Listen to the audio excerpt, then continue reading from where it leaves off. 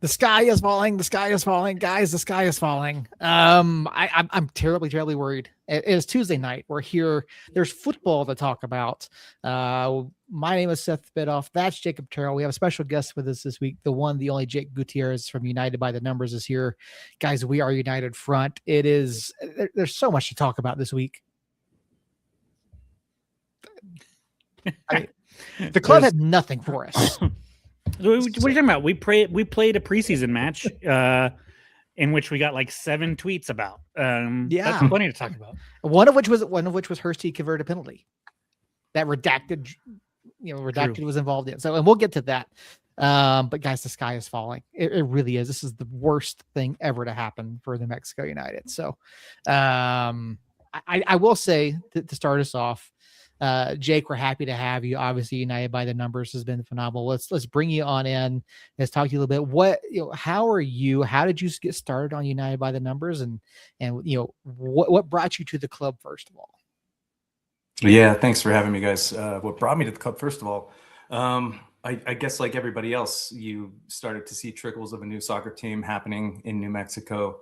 For me, I just moved back to New Mexico from California, and LAFC was the new team over there.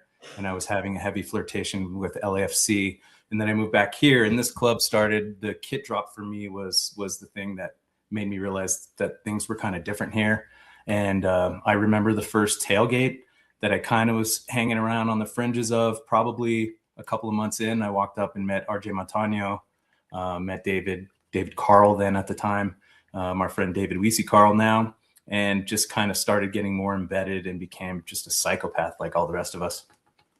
Well, I know that we are excited to have you. I know you and Jacob have been talking a fair amount offline and in person and all of that. And so I'll kind of like Jacob take the lead here and run with it.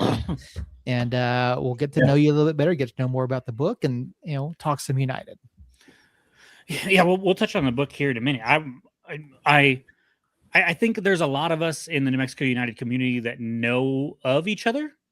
Like I'm even before you started United by the Numbers, I had seen your name out there. Now your name sticks out to me because it is also my name to an extent, anyways. But it's hard to. It takes a little bit of time to actually like stop for a second and be like, okay, I know you like United. I know I like United, but tell me a little bit more about you. So in our chats leading up to today, we've chatted a little bit more. I kind of know a little bit more about you, but I'm not sure everybody in the chat does. And honestly, there's a lot that I don't know. So start with you. So you said you moved back to New Mexico from California, correct?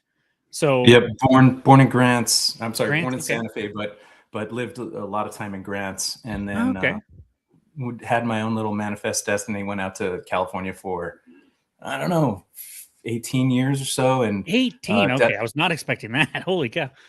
Yes, I am also of the Clint Gray variety, where if I said the first two digits of my birth date, I would turn into a Renaissance portrait. I mean, all of us are here, but yeah. But yeah, moved back after the death of my father. Actually, was kind of like I'm not in New Mexico enough. I miss my family. I'm not home a lot, and that was kind of the event that made me really say it's time to move home. So I got back, and within a couple of years, the team was starting up. And honestly, some of my closest and dearest friends, people who were at my wedding, even like I had to make sure there wasn't a game so that my friends would be in town, and we kind of had to coordinate with David and say, hey, is there going to be a game on this day? Theoretically, if there's gonna be a wedding going on, that kind of stuff. And so it's been very cool to move back and have my social circle be filled with people who have the same interests. And it goes beyond soccer with this team. As everybody knows, there's so many things that the club does and that supporters have done over the years in the community that just makes the experience all the more powerful for me. So were you a soccer fan growing up? Did you play soccer?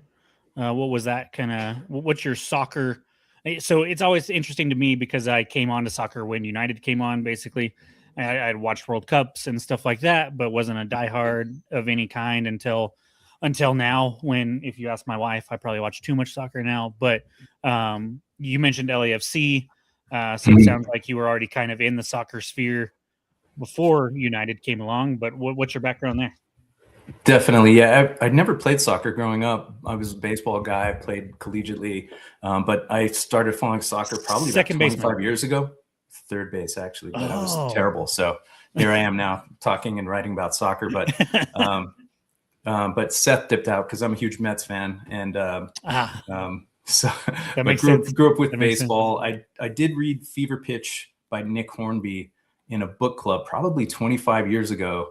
And at that point, I'm like, I don't really know what the FA Cup is, why they're playing the League Cup at the same time they're playing the league. I didn't understand any of that, but I got into Arsenal. I've been an Arsenal fan since 25 years or so. And and then, graduated to an American team. And now I have my local club, which I understand the passion for having a team that plays in your backyard and that shows up in the schools and the hospitals and all that stuff. It transcends, like the experience I had growing up with the Dukes. Like those players didn't want to come to Grants High School and meet us. They wanted to get the hell out and go play for the Dodgers. I don't blame them. But there's something special when you see the guys here that really make an effort to embed themselves while they're living here. And it's meant a lot to me and has been one of the reasons I wanted to write this thing. I can forgive you for the Mets comment if you show off some of those records behind you. Yeah. Also a big vinyl head. So this is kind of our dining room, but my wife graciously let me put a tiny record store in the back. So thank you, honey. Nice. This is my dining room as well. Well, I don't know. It's a breakfast nook. I don't know what you would call it. The living room is literally right there. And so it's kind of everything, but same thing. My wife was generous enough to be like, yeah, you can have your United stuff up. And so it's gone through several iterations, as I'm sure you've noticed, but yours is definitely a little more curated and a little more stylish for sure. Good. I don't want to let the viewers down tonight. No. Yeah. I mean, Seth constantly lets him down with his lack of United gear, except unless Peter Trevisani's on the pod, and then all of a sudden he has something. Pete deserves a royal treatment. Pete got the United hoodie, and that's it. Special guests require special treatment. Exactly. So I go grab the Braves gear if you want. No, I mean it's a Braves colored shirt anyways to an extent. So I think you're covered there. We all knew. I really hate that you guys are Mets and Braves and I want to talk shit, but I can't because I'm a Rockies fan, and so it's quite sad. Yeah. So are you still an LAFC fan? I think is the most important question I can ask right now. I'm a kind of an adjacent LAFC fan. Part of them playing Saturday nights, the same as United most times, makes me unavailable to watch most of their games, and so having a team here kind of relieved me of my heavy fandom. But they're still kind of in the periphery. And I met so many people from the 3252 when I've been on different boards for supporters groups, and they were all really helpful and cool people. So my experience has only been great there, except for the one time that we played against them, and even that loss was still a pretty great experience, I have to say. I would agree. I was there as well. So when was the idea to write the book? When did the idea to write the book pop into your head? I don't know exactly. I think it was around the time Dev retired. And I remembered when Devin retired, I was feeling a whole bunch of stuff, and I didn't know why I was feeling like I needed to talk about how having a New Mexican player doing the things that he did, how it moved me. And I started just writing something, and I didn't have a place to post it or do anything with it. And I was writing, and then there was thousands of words, and I'm like, am I writing a book about Devin Sandoval? What is happening? And I kind of shelved that for a minute, and then back in the Seek and Strike days, and that's when I first met Seth. I remember there was a piece about when United signed Danny Vitiello for one game, and that fascinated me to no end, and I wanted to know everything about it. And around this time when Dev retired, I just reached out to Danny and I said, "Hey man, I'm just curious, what happened? How did you sign a one-day contract? Who picked you up at the airport? What happened to that jersey?" And why did they give you all the ESPN and Transfer Market had his jerseys number 12? And that year we had Ben Bury. I was like, why did they give you number 12? I have so many questions. And Danny was the sweetest guy. He said, yeah, let's call it. We'll talk about it. Nice. And so he told me I didn't wear 12. It was 21. And I'm like, wow, can you prove that somehow? And he said, yeah, I got the jersey. I'll show it to you. So he sent me a picture of it. And then I kind of started realizing there are stories here, because there have been a few instances of players who have been here on one-day contracts, which are amazing. There have been a few instances where players their numbers have been misrecorded on ESPN or Transfer Market. And some of the one-day contract guys don't show up on the official roster. And so I just started reaching out to players and asking them questions about why a uniform was meaningful. And I've talked to, I think, 55 or so. And I just got a DM from a guy while we're talking that I've been wanting to talk to for about a year. Nice. And so I'm very excited. I hope that it's a yes on an interview, but it's just been really fun. And I have to say, and Seth, you'll enjoy this. This is all inspired by a good friend of mine named John Springer. And he wrote a book called Mets by the Numbers. It's the same idea, chronicled the Mets by uniform number. And I reached out to John and I said, hey man, can I rip you off and just kind of do the same thing with the soccer team? And he said, absolutely, go for it. And so it's been really a fun product, a process to make this product. And I can't wait for it to be done. It's getting pretty close. So that's awesome. So back in year one, I was writing a lot during that time because we had the Somos News, the newspaper that covered the team, and I wrote a handful of things in there, and then I've stopped writing kind of since lack of a platform to put it, and just lack of time. Website. We do, but I've also threatened to redo that website like 15 times, and I haven't gotten to it. And then really just Patreon. True. And then really just a lack of time to sit down and actually put fingers to keyboard and knock something out. But one of the things that I've thought about doing, and I've come to the conclusion that I probably am not going to do it, at least for a couple years. Sammy, so I'll get. Let me. I don't want to get sidetracked. Hold on. And so I've kind of thought about it, and I'm like, you know what? I'm not going to do this. So I'll put it out here, and if anybody wants to run with it, they sure can.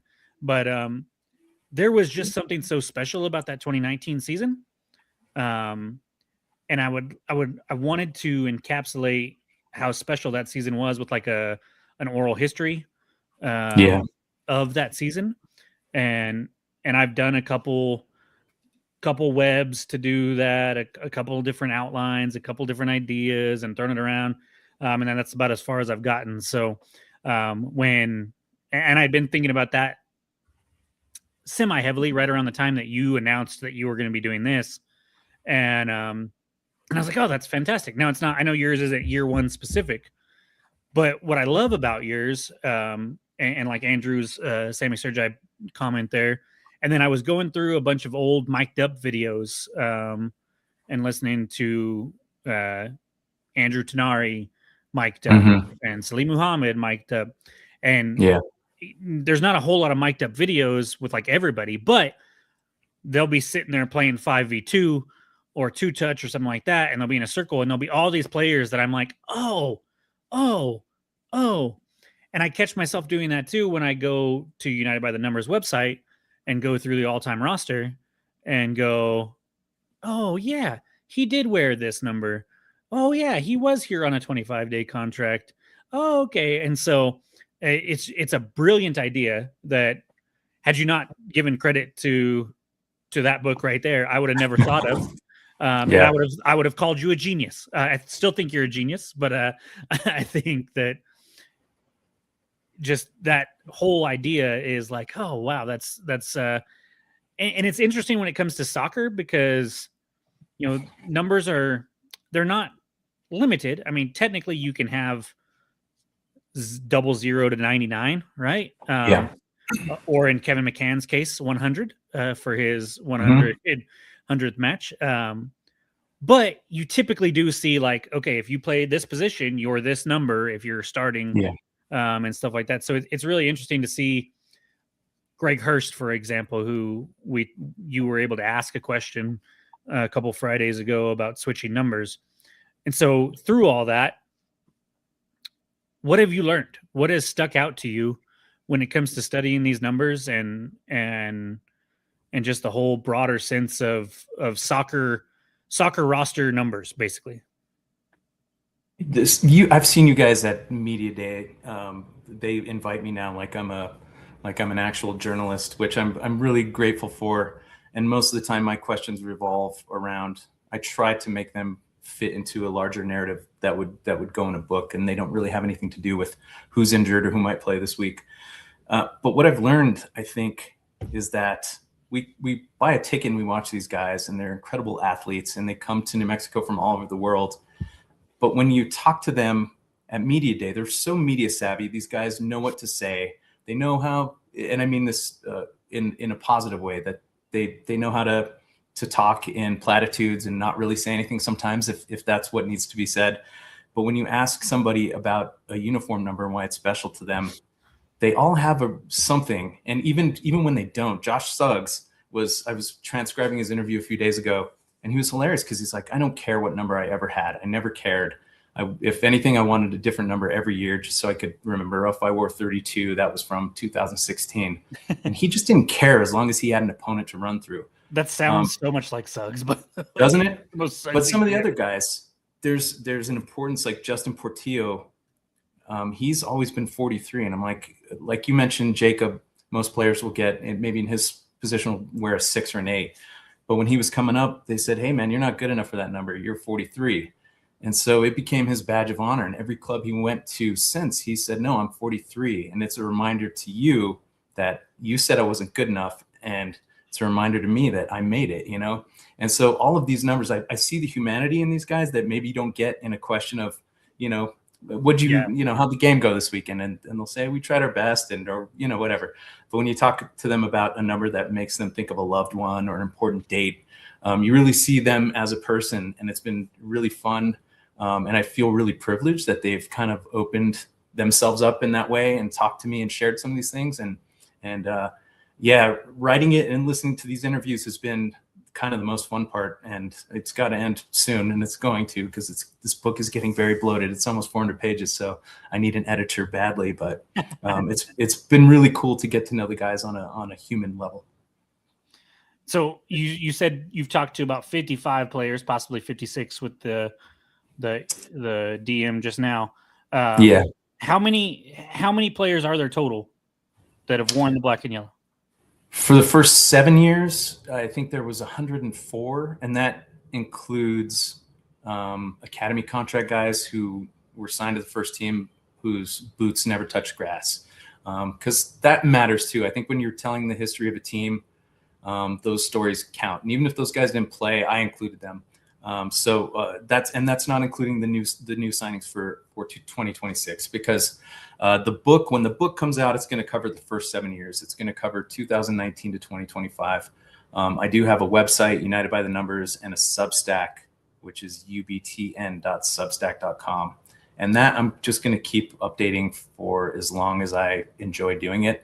And it has an all-time numerical roster. So if you want to know every player who's worn the number 19, you can click on that and check it out.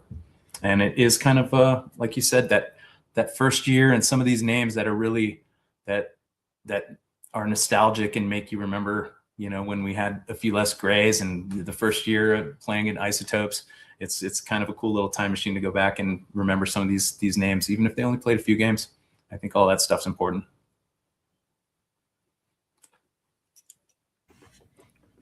Sorry, dealing with kiddos. It's a perfect break time. Yeah, for sure. So that is, you really surprised me with that, because I thought you were going to come in with a number thing of like, oh well, I find it interesting that like, to answer the trivia question that I had on the thing, the 2 number guys, fascinating. Mm-hmm. And then you switch it and you go completely personal, and I, for whatever reason, my brain wasn't thinking that way. And so to hear that, and I'm happy that you included the academy guys, because those are, eventually those are going to be really important to the history of New Mexico. When one of those goes on to be an MLS superstar or comes back to New Mexico United after, going off to college, and then doing this and doing that, and then coming back here to play pro or whatever. And I really enjoy that. And then what I was asking about the numbers wise is is there a player that you haven't got to talk to that you're a little sad that it's not going to be in the book? I haven't given up hope on anybody yet. There's one player who has politely declined to participate, and I completely respect that, but I might bother him one more time and gently nudge him and see if he wants to participate. And only one more who hasn't responded. But everybody else has been really so generous with their time. And I've been kind of surprised. I've had really thoughtful conversations with guys who were here for half a season, and the experience they had here, I've just been surprised by how, how much their time in New Mexico moved them as well. And so, I don't know why I got lucky to be the one that they picked up the phone for, but it's been really cool. I want to say, like, even talking about, like, there's so many cool stories though. And looking at this book, I still have it in front of me. When I talked to Harry Swartz, he was the only one I said, I know he's got like New England roots. And I was like, Harry, I'm taking a shot in the dark, man. Is it anything Larry Bird related? And he was like, actually, yes, it's my dad's favorite player. I always wore 33 to honor my dad who loved Larry Bird. So I ended up getting a copy of Red Sox by the Numbers for Harry, because he's he and his dad are big New England guys. Seth, I don't think they made a Braves one, but yeah, out of all the, I don't know, you really do get a picture into, like, without being overly saccharine here or hyperbolic, like, you get a picture into the soul a little bit, because the guys are oftentimes really happy to talk about something different from, a regular interview question. Man, so you put out a snippet of the book on your Substack here a while back, and I read it and was pretty hyped up and was like, oh, this is gonna be cool. And then the whole time, we've been talking the last couple of weeks, I've been like, man, I'm really excited for this in my head. But I tell you, after hearing this and hearing all the stories that you've got in the chamber there, kind of sort of speak, waiting to put out in this book, man, I can't wait for this thing. What are you looking at as far as a release date? It's a very good question. I'm probably, it's close to, it's like 380 pages right now. It's like 90 something thousand words. So I'm close to being done. I'd say 85 or 90%. And then I'm going to hire an editor and whittle it down, get rid of the stuff that nobody wants to read. And then I'm going to pitch it around to local publishers only, because I feel like this is, if uniform numbers are interesting to you, I feel like there's 8 people who are going to be into this, and I'm one. So there's like 7 more, and my mom doesn't count. So that's 6. So I feel like I'm going to take my shot with a couple local publishers, and if not, I'll just self-publish. So I suspect by the fall at the latest is what I'm shooting for. If I can just, stop messing around, posting crap on Instagram and finish writing the book. But, it's a challenge, man. So you're saying when we're lifting the cup at the end of the season, the book will come out the next day. That's what I'm hearing. That's what I'm getting at. That's good. Kind of what I was tiptoeing around, but thank you for bringing that point home. Yeah, exactly. Release date confirmed. I'm super excited about it, even more so now. Once you release the book and all the information is out there for everybody, we'll have to get you back on. I don't want you to give all the good stuff right now, but we'll have to get you back on and hear some of your favorite stories from the book, even more so than you've told now, and just pick your brain about that even more. But I want to transition now into, I think everybody that's in the chat and stuff and has been listening is probably just as hyped as I am for the book. And like I said, I don't want you to give away too much. So I think we'll start to transition to current events a little bit now. I would just like to thank my agent, Andrew Bolte, for making a push to get the book on sale in the team store. Thanks, Bolte. Your commission check is in the mail. I'm sure it will be. And I think you're kind of cutting your niche a little bit small there, because I think that this book, especially if they listen to this podcast and hear what you just said, I think this is not a book about uniform numbers. This is a book about the people wearing the uniforms and what motivates them and what drives them and what they live for. And then also hopefully in some of those stories capturing like you said, with the guy that was here for only half a season, capturing what their time in New Mexico meant.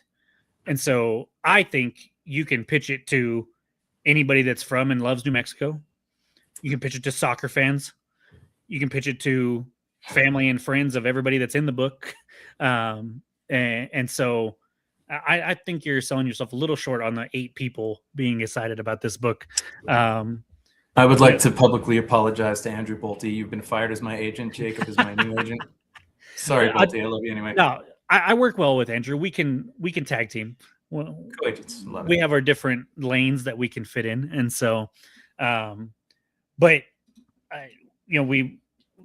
there's a ton of little tidbits like the 10 players that have worn 2 numbers, and the only people like Racchio is going to be the only number 56 that we've had so far, and I mean honestly, unless it's an academy kid, I think probably going to be the only 56 that we have. Would be my guess. Now, if we last 100 years like Peter once, maybe we'll have another one in there somewhere. But yeah, it's going to be pretty hard to get a 56. And so there's all these little tidbits there. What I want to know is when you came to the presser the other day, was your sole mission there to get those 3 numbers that we needed for the contest?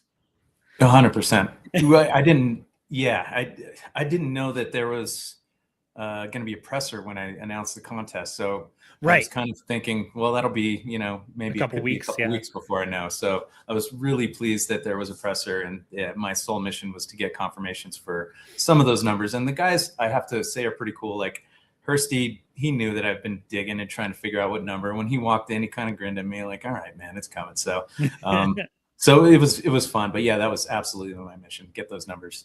And I do want to do like a little plug. If anybody wants to follow along, Instagram, Facebook, Blue Sky, all that stuff, United by the Numbers. And I've got a kit that's coming out from all of New York very soon. That is super cool.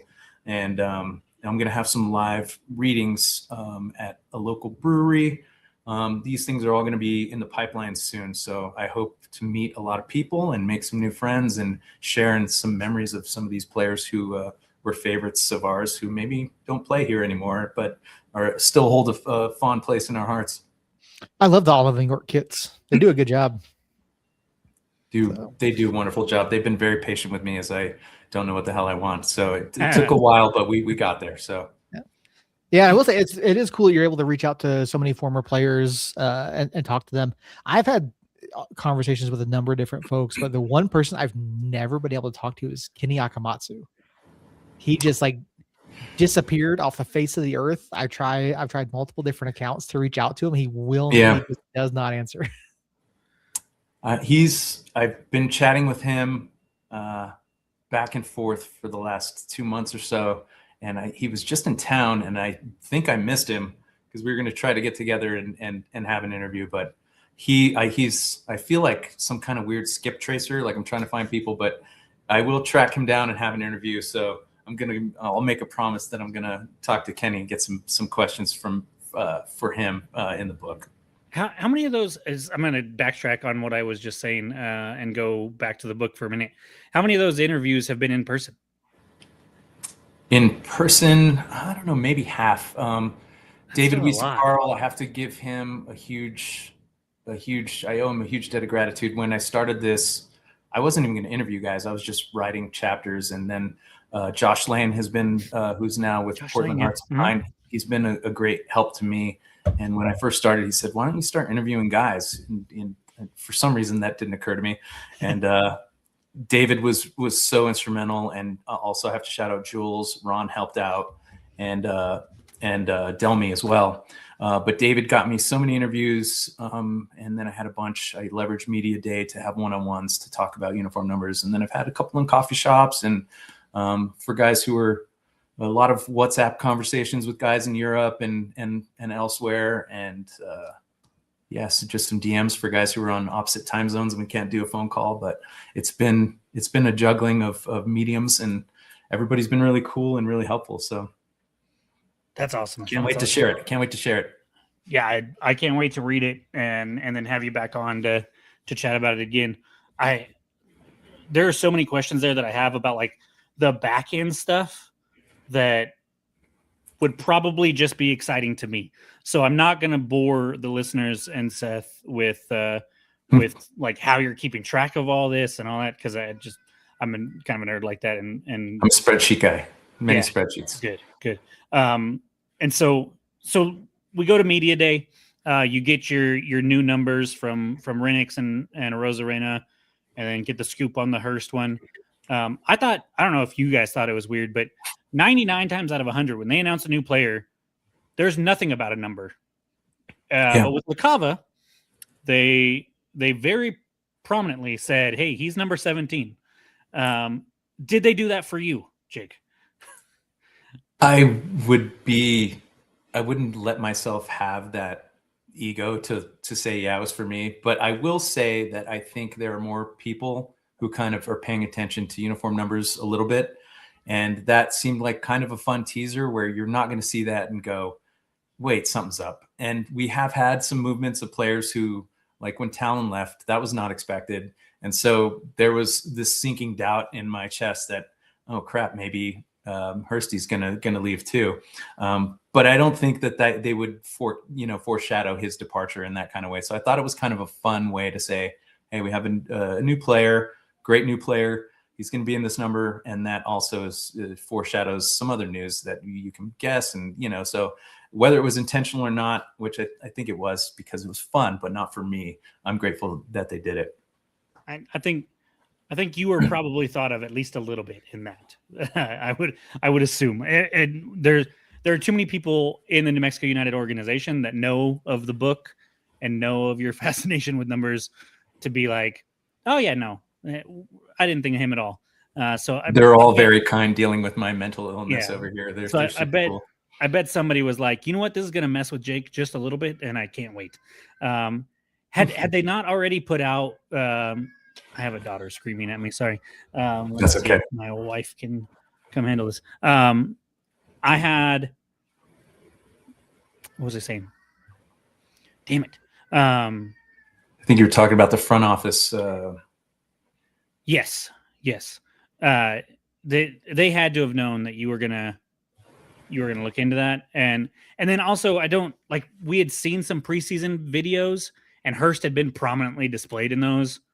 And every other time that I've known somebody was leaving, they have not been anywhere on the social because they haven't been here. And so I was pretty confident he wasn't leaving. And then and honestly, I'm gonna be very transparent. When LaCava popped up with 17, I was like, oh, that's cool. And then went about my day. And it wasn't until I saw your post that I was like, oh shit, that is Hurst's number. Oh no. Yeah. See, you're a normal person, Jacob. See a post going about your day. I'm the kind of person who has a small anxiety attack. I'm like, well, what does that mean for 17? And the line, what's going on? And I spin out of control. I'm not able to work. I'm pacing the house. You're just there with all the push pins and yarn, connecting all the dots. Just like, oh, what does this mean? Living my Charlie day for sure, man. And now normally I am like that. But for whatever reason that day, it just didn't cross my mind. I think I was fairly busy that day too. And was just like, oh, okay. And I knew LaCava was coming. And so I was like, yeah, LaCava, cool, whatever. I had already kind of had my, oh, that's nice moment. And normally, like today, we'll get to today's preseason match. I was following the 7 tweets very closely.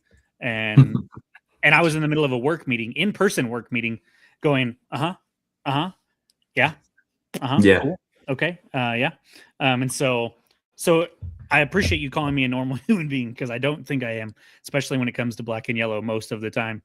But let's transition on to pitch and kind of this year's club. So we get a handful of new players, but a strong returning core. Overall, Jake, how are you feeling about this roster and going into this season?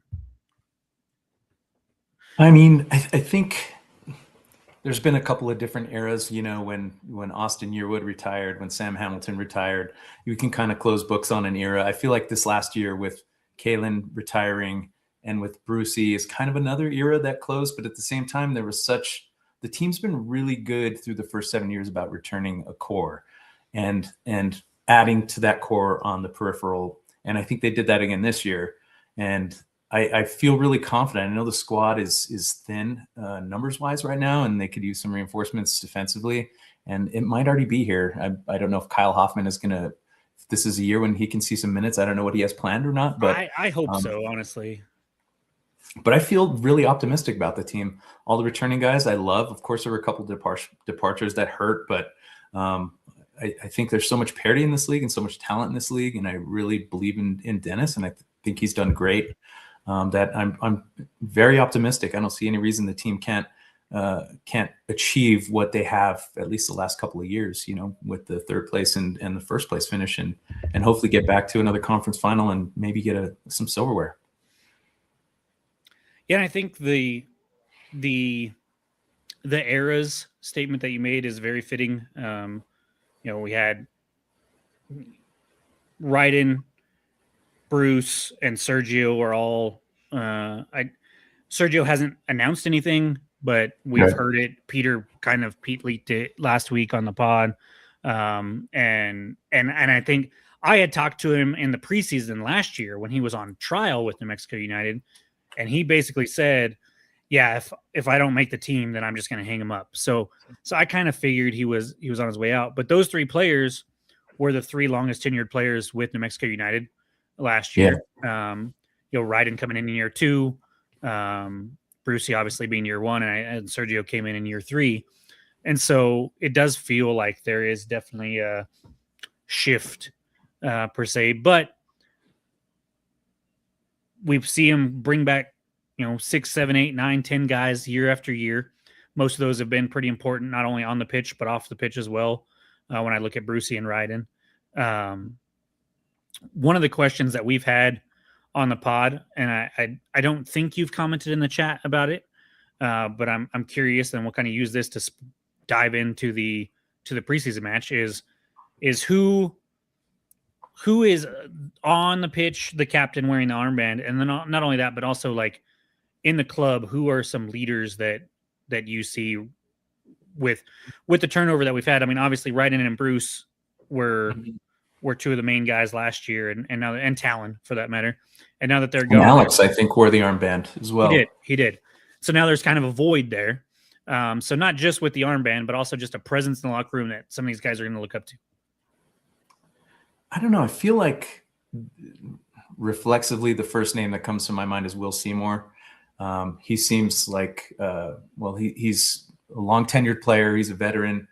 I'm not certain of this, but he might be the rep for the Players Association for the team, which means that he would, and if he's not, he certainly kind of, he projects that leadership, for the team with the union. And I feel like Will would be a natural, possible next captain. Dayon Harris, maybe Chris Gloucester. There are a few guys that I know maybe we've had, and I know he's very new, but if we're looking for the vocal leader type, Kip Keller certainly fit that mold last year. So I don't really know which way that it's going to go. And it might look a little different than it has in years past when you have guys like Suggs and Talon who were the, in your face captains, and we might have somebody who captains a little differently. But from what I've seen, we have no shortage of guys who are leaders who could fill that role. So that would be my short list. I don't know where you guys have been on that. I think I've heard a couple of those names, maybe, right? Yeah. Seymour obviously is, I think everybody's kind of front runner. My hesitation with Seymour is if everybody's healthy, will he be seeing the pitch for 34 matches? And so I did throw out Gloucester as well. Keller is one that I've kind of gone back and forth on. Keller is very vocal on the pitch during the match, but he seems to play a little more chill and a little more relaxed and a little more like lead by example, as opposed to being rah in the locker room, in the huddles and stuff like that. From what I've seen, obviously, which isn't everything. which is actually very little in the grand scheme of things. And so I wasn't sure there, but possibly Keller, Gloucester. But if you look at today for the preseason match, Bailey actually wore it, which is a name that we had talked about on the pod and in the group chat and stuff. But it was something that I wasn't sure about because he is a very quiet, soft-spoken guy. So you talk about, the Talon and the Suggs, the kind of get in your face kind of guys. Bailey doesn't come across that way. He can be fiery at times, I'm sure, but I'm curious if that is something that he's going to stick with, or if the club is going to stick with, or what's going to happen there. I'm not sure. I missed that. Thanks for bringing up Zico. Yeah. Congrats if he's in the running for the armband. I remember interviewing Marco Micheletto and asking him about being captains on his teams before he got to New Mexico, and he told me that he never wanted to be captain. He told his coaches he didn't want to be captain, but he was just kind of the guy who told it like it was, and he tried to make others better. And so the coaches were like, well, you're our captain. You're exactly the guy, because you're going to be real with people. I didn't know if you can cuss on this. I almost let it fly. Sure can. You sure. All right. Well, Marco was telling me that because he was straight with people and he wasn't gonna fill them with shit, that they were like, you're the guy, whether you want it or not. So I think there's many different communication styles that can lend themselves well towards leadership and towards building up others. And so, again, I feel like the least qualified person to talk about that, but I feel like we have a lot of guys who've showed, character and leadership qualities, at least from the stands. So I feel pretty good about that too, but I am unabashedly a homer, and I don't have any objectivity when it comes to this team. So again, the worst dude to ask, the worst. Yeah. Seth, is that all the names that we've kind of mentioned, or am I missing one for that? No, I think it's about it in terms of who we seriously think would I think we mentioned Hursty. Hursty wore it. I was going to ask you guys. Hursty wore it a couple times last year. I forgot that we had mentioned him. So really, what I've noticed with this team under Sanchez specifically, and what they talked about in the press conference quite a bit is there is a ton of competition in this club. And I think that not only is that for playing time, but it's also for I feel like we have a lot of leaders. And so captain might not be one guy all the time. I imagine there'll be one if he's on the pitch that he's got it. Maybe that's Seymour. But then we'll see Seymour wear it when he's out there. We'll see Zico wear it when Seymour's not out there. We'll see Gloucester wear it when neither of them are out there. We'll see Keller. We'll see. I wouldn't be surprised if Shakes put it on, because Shakes is young. But when I'm at the home matches in person, I typically will stay on that north end, that north goal, even when we are attacking the supporter section. And I really like doing that because I get a sense for how the back line interacts, with the keeper, how the keeper communicates. And for Shakes being such a young kid, I say kid, he's in his 20s, but he just has a composure and presence about him that really kind of lends itself to being a captain back there.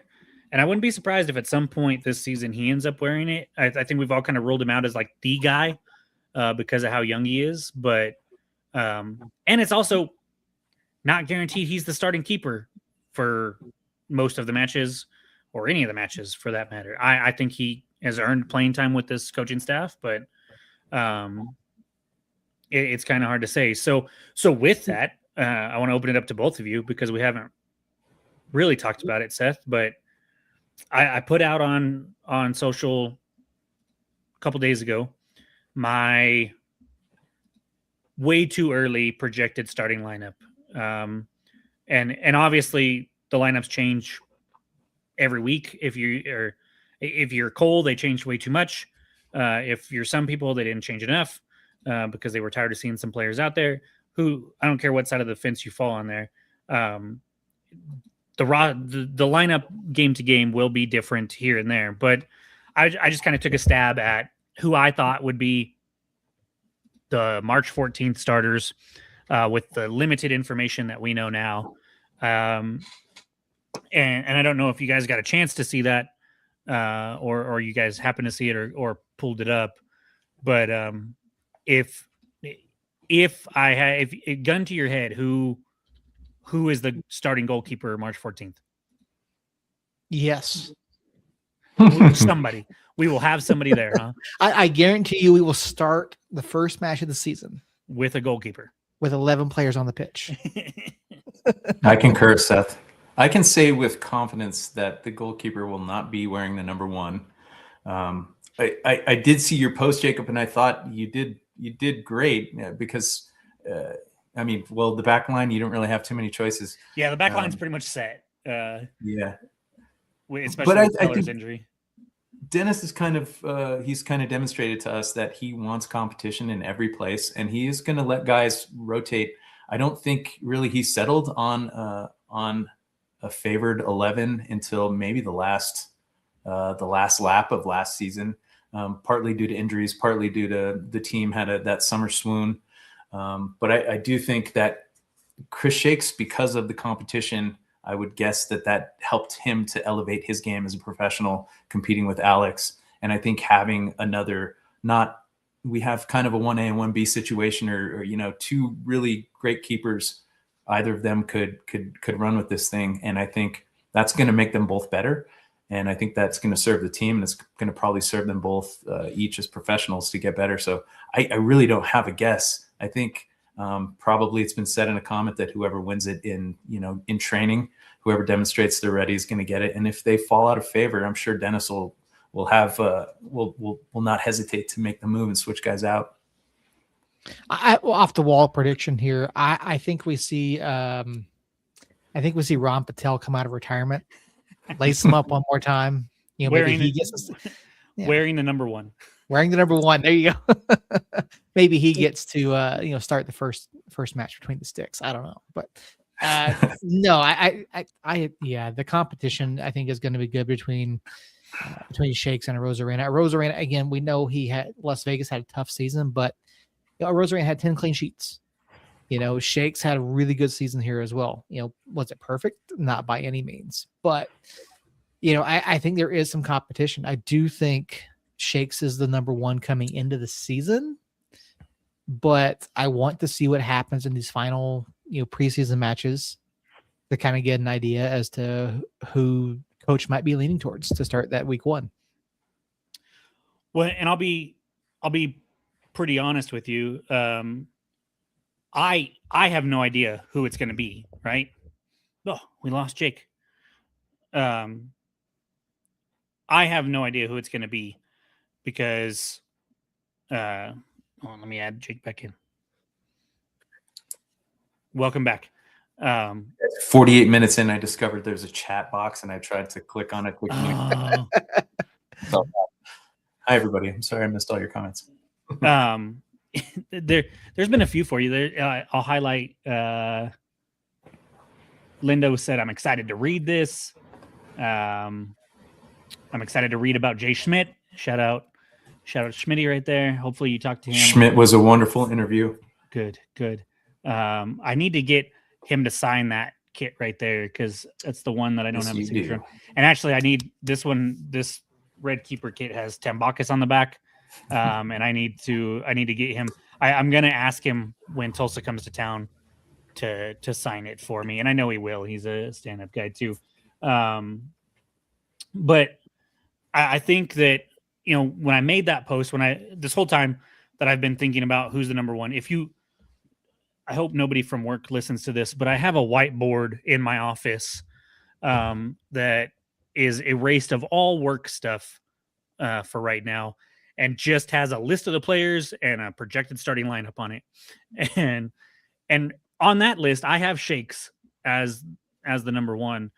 But part of the reason why I put a Rosarena in that post is we have a lot of fans that follow United really closely. and know nothing about anybody else, right? And so it was kind of me preparing them like, hey, if Arozarena is the number one, I need you to be prepared for that, because I don't want people blowing up the chat week one if Arozarena is in the starting lineup with where's Shakes. We're still probably going to get a ton of that if that happens. But Arozarena is a starting caliber, I would say slightly above average USL championship goalkeeper. I think Chris Shakes is a slightly above average with potential to be higher USL championship goalkeeper. And whoever performs best in this preseason and executes the game plan the way Sanchez wants it executed is going to be the number one keeper on March 14th. And that very well could be Arozarena. And I don't know if a lot of fans realize that. And so it was partly to put that on people's radar, partly to get clicks and comments and stuff like that, partly to drum up some drama there. And then also because I think it's like a 50-50 chance right now. When I look at the lineup, when everybody that's on the 18-man roster that we currently have, I think the back line's pretty much set. If Keller's there, then it's Keller and Howell and Gloucester. And then I don't know it right back. Could be Seymour, could be Bailey, could be Jabang. I'm not 100% sure there. And then when you move forward from that, it's kind of also who knows. I think Noel is probably the closest to a lineup lock that we have, and for good reason. If Harris is healthy, I think Harris is a lineup lock for me. And I would like to say Hurst, but we brought in a ton of competition up there. Lakava can play up there. Renix can play up there. Archimed play up there, as we saw last year. I think Niall Reed-Steven played up there a little bit with Tormenta. And then on that right wing as well, where Akale vacated, we also have Lakava can play there. Renix can play there. Reed-Steven can play there. So those two positions are wild cards for me. And then that dual pivot with Gideon, Bailey, Jabang, Jafal. I mean, throw a dart at two of those four any given week, and I think everybody kind of expects that already. And so really the goalkeeper one is kind of the hot button topic for me. Shakes is a great story. I love him to death, and he's a fantastic keeper. But Arozarena is no slouch either, and so I'm very curious to see. We've got 2 more preseason matches coming up. And I'm very curious to see kind of who kind of starts those matches. If we saw Shakes, I think I was pulling up the starting lineup from today because I believe it was Shakes in the first half, if I'm not mistaken. I believe that's right. Yeah. Yeah. So Shakes, Gloucester, Hoffman, Seymour, Jabang, Noel, Bailey, Vargas, Harris, Lakava, Archimed. And then the second half, Arozarena, Gloucester, Seymour, Howell, Jabang, Bailey, Noel, Vargas, redacted, Renix, redacted. That tells me 2 trialists / yet to be announced guys up top, which surprises me.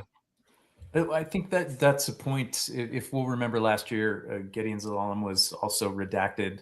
Sergio Rivas was as well. Mm-hmm. So some of these players who are playing now could be. I mean, maybe some people are assuming that they're less experienced, or perhaps they're just not.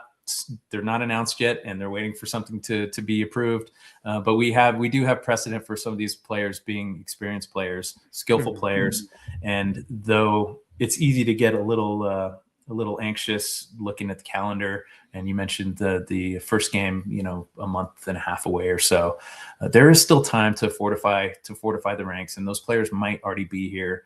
And and good shout. I have the chat now. Maples was a trialist too, and so while I think, what are we at, 18 guys? I think last year at one point we had 22, maybe towards the end of the year, and 7 defenders. We do have time to kind of establish that depth. We're still going to have the Open Cup fixtures, the USL Cup, RIP Jägermeister Cup. We barely knew ye. And so there's going to be opportunities for all these guys, you know, as Justin likes to call it now, it's the Malort Cup. And we had a question over in the chat, Andy, who always brings good questions in the chat. Do you expect any more first team signings or more folks signed to fill out the roster? Yes, is the short answer to that. We typically roll with 22 to 24 on opening day. That is typically what happens. And so I fully expect 4, maybe even 5 or 6 more before the preseason ends. Keep in mind, like Jalen Lindsey wasn't announced until like the week before our opening match. Among wasn't announced until the Black and Yellow Bash last year. And so plenty of names, and not just like small fringe names. Like Lindsey and Among were both like big time signings at the time that they were announced anyways, and with Lindsey coming down from MLS and Among being one of the more consistent guys on the attack in the USL when he came to us last year. And so yeah, these redacted names are definitely not necessarily also rans. They're not academy quality kids. They can be like real names with real kind of push. And so I think that we'll see some names that you might recognize. We'll see some names that are going to be in the running for this starting lineup coming March 14th, right? Like I'm pulling from a list of 18. Really, that list is 22, 23, 24 players. And some of those ones that I don't know very well could be the starters in some of these positions. I look at right back specifically as one of those options because we don't have a true right back on the roster right now. But it could be, we could get a solid striker that outperforms everybody. We could get a right winger that beats out Reed Steven or LaCava or all of them. That it really is interesting to me that if you break this down, how it's normally broken down, what it looks like to me is our starters were Chris Shakes in goal, Gloucester on the left, Hoffman and Seymour as the center backs, Jabang at the right, on the right, Noel and Bailey as kind of that double pivot, and then Vargas as the 10, Harris on one side, LaCava on the other, and then Archimed up on top. When I look at this list and kind of how it's laid out, that's what it looks like to me, knowing the players that I do. So when you look at the halftime starting lineup, Arozarena in goal, Gloucester on the left, Seymour Howell, Jabang. So Jabang on the right both times. So Jabang as a right back, something we didn't see last year. We saw him at center back, and we weren't thrilled necessarily. But I do think he has some skills that could work at right back. Bailey and Noel in the middle again. Vargas as the 10 again. And then the redacted are a 9 or a striker or up top, whatever you want to call it, and somebody that plays Harris's position, which would be left wing. And so that interests me because I feel like we're pretty stacked in those 3 positions up top. And so to have 2 redacted players, whether it be signings that are coming in already or new signings or trialists, is interesting, especially when we have no back line really after the first 4 or 5 guys. Redacted number 2 is really Kalen Ryden coming to claim the striker position. Golden helmet. Yeah. That, I mean, I'd be more okay with that than dual threat player. Yeah, for sure. And so it's interesting to see, like you talked about like 17, 10. What does this mean? That's how I am with these lineups. And I'm like, what? So Jabang's right back? Well, okay, that's interesting. 2 redacteds up top. Why do we need more players up top? What's going on there? And so it's one game, a 4-1 kind of thumping at the hands of Lou City. Lou City put out a little blurb about how the game went down. The first 2 goals do seem to be when playing it out of the back goes wrong. But that's to be expected this early. So Seth was alluding to it at the beginning of the podcast when he said the sky is falling. Jake, what do you, maybe not just this preseason match, but preseason as a whole, what do you look for in these matches, and do results ever matter to you? Obviously, when we beat Juarez FC 5-0, it matters, but when it's Lou City beating us 4-1, how much stock do you put into it? I don't put much into any of those. And I'm sure the guys, like when they went down to Juarez and won, they thumped them soundly. I'm sure that felt great, boosted confidence, but I don't put an ounce of stock into it. I think the camp just started. First game for the guys. Like we did mention, there's a core of players that are returning, but there's a lot of new guys too, academy players, trialists, our favorite player redacted. So I'm sure that the coach wants them to get reps together, to build chemistry, see who plays well together, and just to try to build a camaraderie, because I think that's going to be really important.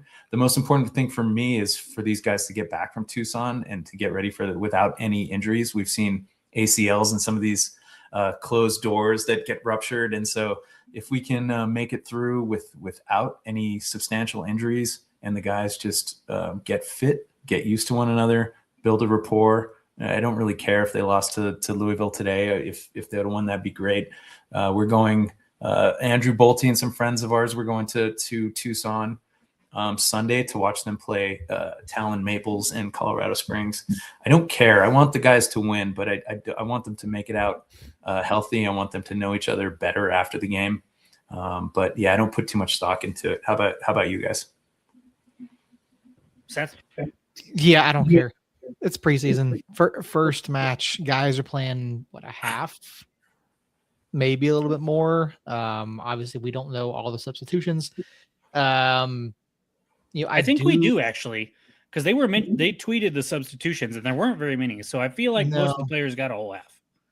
Yeah, some guys got a whole half, some didn't. Some got a little bit more. I like seeing Kyle Hoffman. I love that. I wanted to see more of him this past season. Last year, yeah. So I think that's good to see him back. It sounds like he's going to be in the running for a first team roster spot. This coming season. I'm not worried about this. There's a couple comments over on the subreddit. Silver linings that a college scored, albeit for the wrong team. If the team doesn't figure out how to build out of the back, they'll need a new strategy. First preseason match. Well, that's also a brilliant revelation, right? Yes. Obviously, if we never figure it out, then we'll be in trouble. But yeah, give us some time. Yeah, the other one here, but preseason so hard to take anything huge away, but a concern I've had all off season seems to have presented itself. We have no defense. If I'm not mistaken, we have 5 players for 4 spots. We're going to have to be one of the top goal scoring teams in the league, which we never have been to have any significant success. So 2 things. 1, we have been in the top third of the league in scoring. We have. Now our defenses have been somewhat porous at times. So, it kind of a little bit of both. And yes, we are still very much in the process of signing players. I'm still expecting 4 players, maybe 5 at the most. And from what I've heard, there are some experienced guys that are trialing with us. Not just at the USL championship level. So I had heard, Jafal was rumored, was one of the rumored guys. And yes, ton of MLS and USL experience. So there's people coming. This is not the end of it. We're not going to roll into the season with just 18, right? Yeah. See, there we go. I didn't have that off my head. We were 4th in goal scored in the championship last year. So it's not that we did score goals. We just gave up a lot from time to time, and then we also had spurts where we didn't score any. But yeah, it's preseason match 1. I think there are some people that are already getting way too invested in this result. These guys have been together for a week and a half, maybe 2 weeks, right? We know that there was one player that was not even in camp until the end of last week, so, due to visa issues. So like, it's gonna take time. It's gonna take time. I don't care. It's the preseason. Like he said, Jake, no significant injuries. That's all I'm hoping for, right? I hope we come out with a clear number 9, clear number 1. I also kind of hope we come out with a clear number 9 too. But I don't care. It's preseason. One of these. There was a note over in the Lou City thing saying that someone on our side got a red card. Mm-hmm. So like, I don't care. Let them play. Give them time to gel. Like we've got a month and 11 days, give or take, till our first match. And then you got Open Cup 4 days after that. So yeah, they're gonna come together. They're gonna figure it out. I don't care. I really don't care. I don't either. Yeah, and this is a team, to remind everybody, that you opened with the sky is falling. Have made the playoffs 6 out of the 7 years, and if there was, I'll admit to wondering if the goal differential when Quill left. I think we were like +2 maybe that year we won the West, and I thought that was a recipe for a team that could underperform. When Dennis came in, you have a team that maybe I don't know if the numbers would indicate that the team would have been a little lucky finishing first with that goal differential, but that proved to not be the case at all with this team. And last year they had an increased goal differential. It was only better by a couple, I think. But to be still a powerhouse in the West is the record that we're building off of. So yeah, a preseason loss means absolutely nothing to me. Yeah. But yes, scoring was a fun little kick in the pants. And to be fair, that's something we've talked about over the past several years, right? I don't really care about the goal differential. Like, would it be nice to win some very comfortably 3-0? Absolutely it would. But I would rather have the win. I don't care if it's 1-0, 2-1, 3. Totally agree. I want the 3 points. I want us in the playoffs. I want us near the top of the table. I want those home playoff matches. That's what I care about. I don't care about the goal differential. You could finish first place in the league with a negative goal differential for all I care. This is where the sports nerd side of me comes out a little bit. I do care, because it is pretty proven throughout most American sports that when it comes down to playoff time, goal differential kind of is who you really are.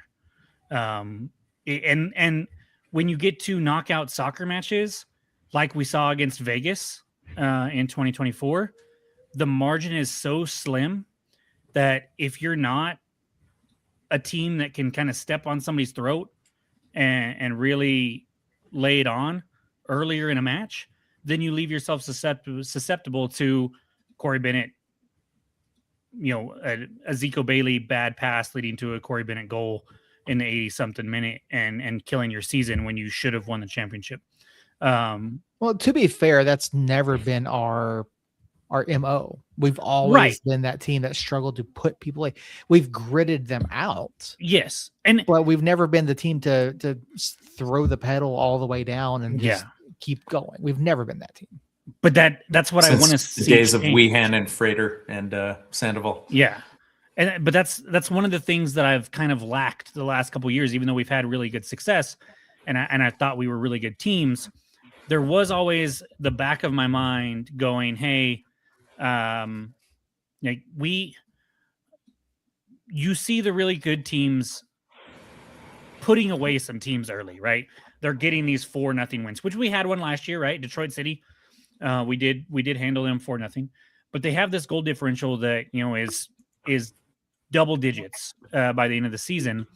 And now I'm going to talk out of both sides of my mouth here, because obviously some of the teams that did last year were Charleston and Lou City, who didn't make it out of the first round of the playoffs. So it didn't matter to them.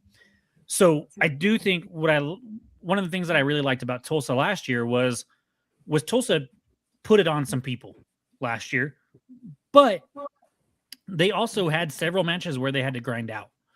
And so I don't mind the grinding out games. I just want to see, a few more of these where it's like, hey, it's it's 1-0 going into like the 60th minute. And instead of hanging on for dear life for the last 30 minutes, we end up tacking one on, before the 75th and can kind of coast that last 15 minutes and win one without my heart wanting to explode out of my damn chest. I have too many professional teams that I live and die off of their results. And United is at the very tippy top of that list and is one that like legitimately gives me the shakes and stress and heart palpitations and stuff like that, especially when I'm in the stadium. And sometimes I just wish that, they would just get up by 2 in the second half and not make me think that we're going to. Now, part of that's our history.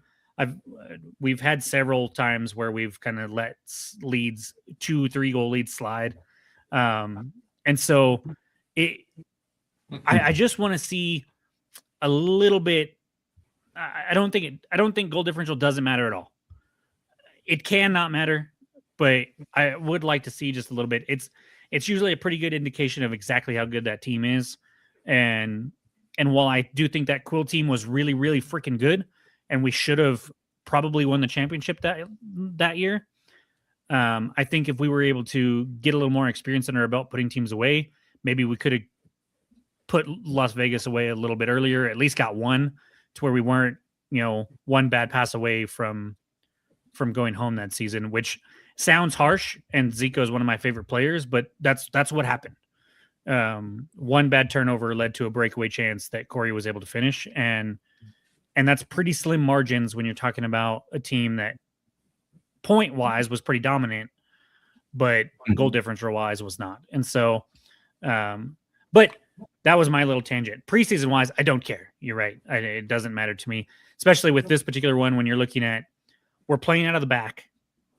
We've got two of the 4 backline members are new to that position, if not new to the team, with Malik Howell, Ousmane Jabang. And so you're going to have some growing pains when you're trying to learn this style that Sanchez wants to play. You're going to get up against a team that, one, is super talented, right? Not to take anything away from Lou City. They have a lot of talent, but also has played 3 preseason matches already now, including the match against us. And so they've had a little bit more practice with this under their belt already this year, and also returned a pretty good core that they're trying to implement, just a couple new faces like Akale. And so breathe, take a deep breath, take a chill pill, relax, and we'll look on to Thursday's match, right? Is it Thursday or Friday? I think it's Thursday. Thursday. Yeah. And that one, if we lose that one 4-1, I might be a little more concerned because it's against a team that even Andrew Bolte doesn't know anything about, which if Andrew Bolte doesn't know anything about him, I don't even they know exist. Where to start. Yeah. And so very intrigued by some of the lineup things that we saw, Jabang at right back and stuff like that. But overall, I look at that kind of stuff. And then that's about it. Because even the goals, goals are, they count as one goal, but you can have a beautiful playing out of the back, little tiki-taka, bam, bam, bam, in the back of the net. Or you could have an own goal from a goalkeeper missing a pass back, or you can have, and we don't know all these little details of these preseason matches most of the time. I was going to say another point. Nobody saw the game today except for the people who were in this friendly, which, as far as I know, wasn't open to the public anyway. Exactly. So who knows exactly what it looked like? The scoreline is definitely not good for United, but I bet if you ask Sanchez, there would be some positives that he could take away, and obviously some negatives that he can take away, and then he'll change it up for Thursday, and we'll continue to grow and grow and grow, and hopefully by the time we play, is it Utah Valley? I think it's Utah Valley here on the 21st or 14th, 15th, 14th or 15th, whatever it is. 14th.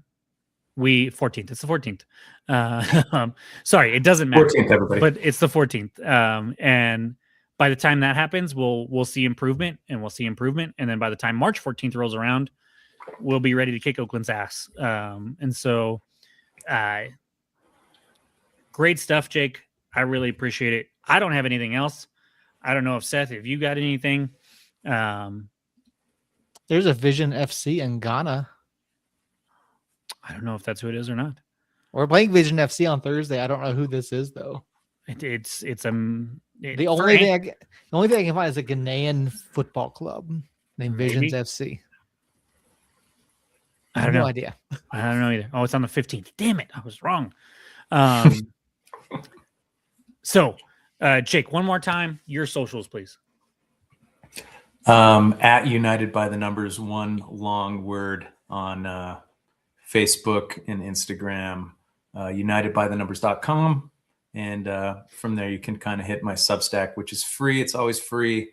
But I do like to do shorter form, more like when Greg Hurst changes his uniform number, things like that. I like to put up a post on there, something that wouldn't be in the book. But yeah, if any of this interested you, please connect. I would love to make some new friends and meet some more people who are wired like I am to think way too much about uniform numbers. So I'm not sure anybody's wired like you are, Jake, but that's a good thing.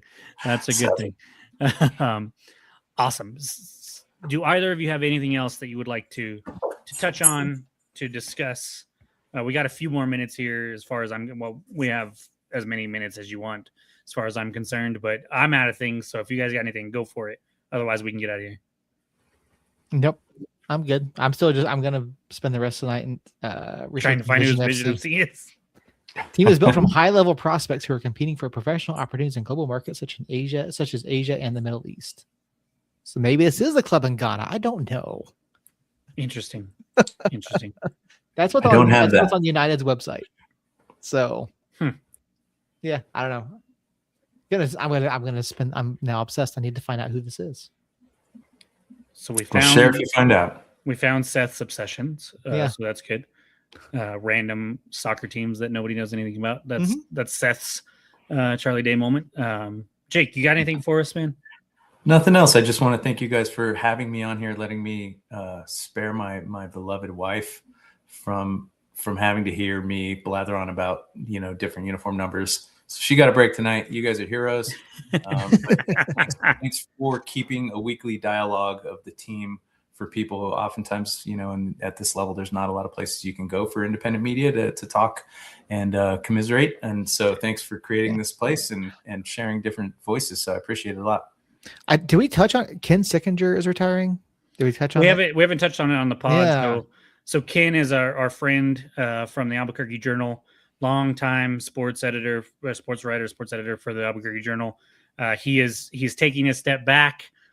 He does seem that he will be doing some stuff for the Journal still as more freelance, but he wants more free time with the family and the grandkids and all that, which I don't blame him whatsoever.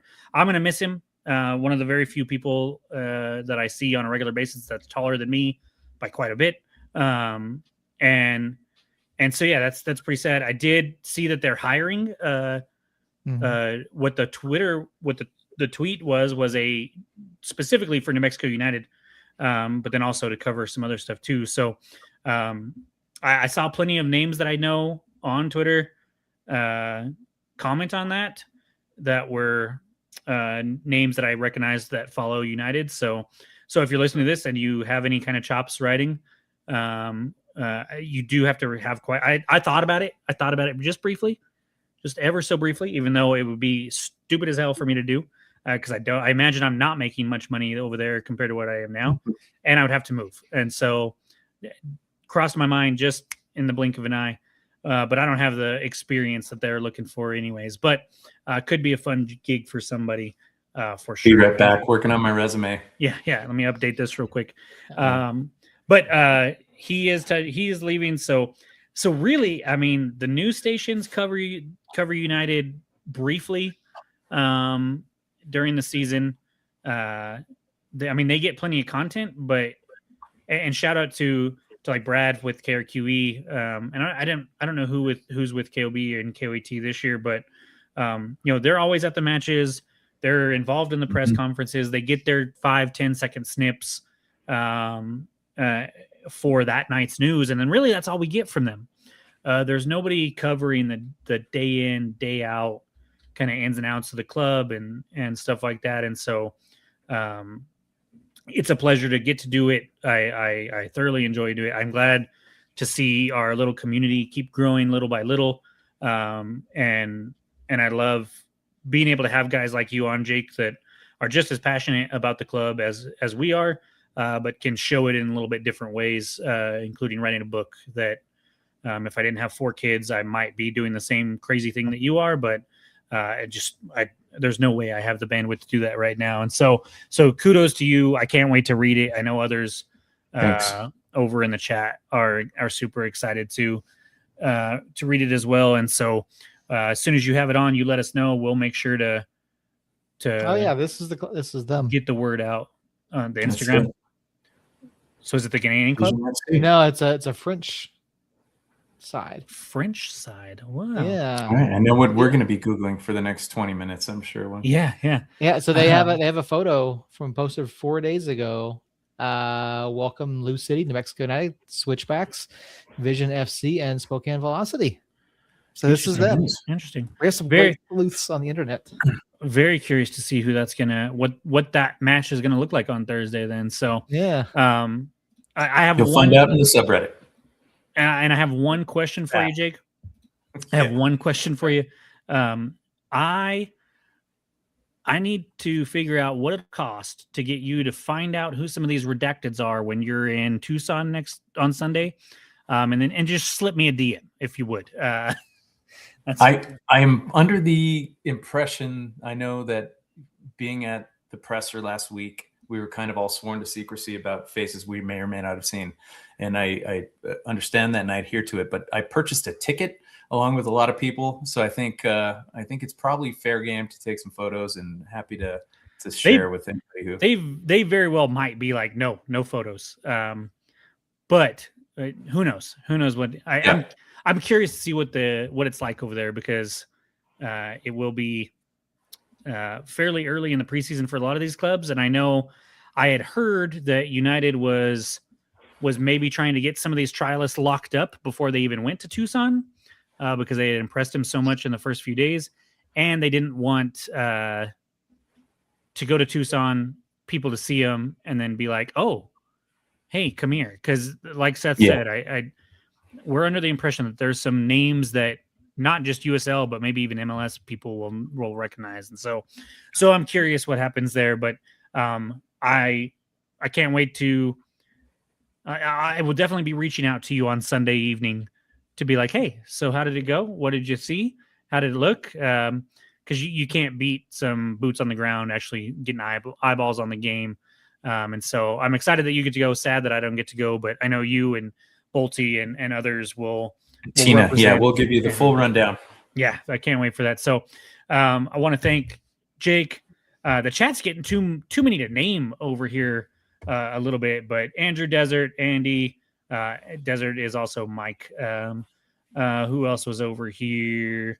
Josh and Justin, of course, they're always there. They're probably our two most consistent fans. Oh my gosh.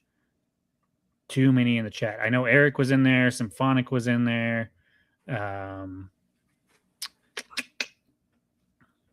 Linda was in there. Maria was in there. Thank all of you guys for being over there in the chat. It's fun when the chat is popping, even if it makes my life a little harder trying to go through and thank everybody. And there will be a time when it gets too big that I won't be able to do that because it'll take 30 minutes to do that. And so I'm excited for that time, and I'm excited for now. I love the group that we have. Jake, loved having you on. Got me super pumped up for the book. Cannot wait to read it. It'll be especially nice reading it when we have a star above our shield coming next fall. And you know what? Right before we got on, I said, hey, we don't have to go an hour and a half, but we're pretty damn close. And so I figured that might happen. But I'm excited. We got preseason Thursday, preseason that you can go to still if you want in Tucson on the 8th, which is Sunday. It's Super Bowl Sunday for the other football, which some of you may care. You're gonna get in trouble. You're right. Bleep that. Yep. Jamie, bleep that. And so we'll see what happens there. But go if you can, I would love to be there, but you can still go because you are not me. So go if you can.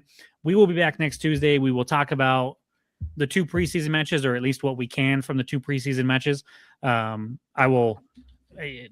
might even have you pop on next week if you're available, Jake, just to give us a recap real quick of what happened, or at least I'll talk with you and get that info from you guys before we go on next Tuesday.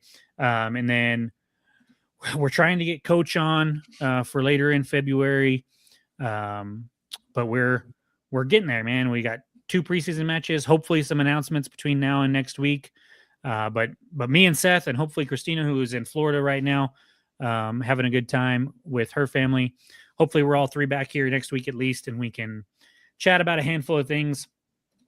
Love having you guys here. We'll be back next week. Please tune in. If you're listening to this at a later date, 1, you should be in the chat because it's fun. But 2, please rate and review us on the podcast player of your choice. And then if you're watching on Facebook or YouTube, please like both of our pages there. Maybe subscribe to the one on Facebook. And if you're worried about missing a pod, hit that little bell and it'll alert you when we're going live. And so for those of you that have already done all those things, thank you so much. We do it for you guys. Seth is disco dancing. Quickly, if you missed last week's conversation with Pete. Yes. Pete was a great interview last week. Sat down with us for the full hour and a half on the pod and then talked to us for probably another 40 minutes afterwards. He was fantastic. He gave a ton of insight. We didn't get too many Pete leaks or a big Pete leak. There was a ton of useful information in there though. And so go check out that as well. And then 2 weeks before that, we had Weehan on. Check that out. We're trying to get Bruce on, Andy. He has been on a podcast of ours before. It was several years ago. I will try to find that and maybe put it out on social media. I know you're on the Facebook group too, so I might post it in there just for you, or I might find you on Facebook and send it directly to you because that was a good interview, even though it was several years ago. But we are trying to get him on. I had actually reached out to him before the club announced that he was coming back, and he ghosted me, and I was a little hurt. But then I realized why he ghosted me, and is because he was already a coach and just hadn't been announced. And so it made sense then. But we'll try to get him on. I'd love to get Idamar back on. Love to get Ron on. Too many people that I would love to get on. And then of course players.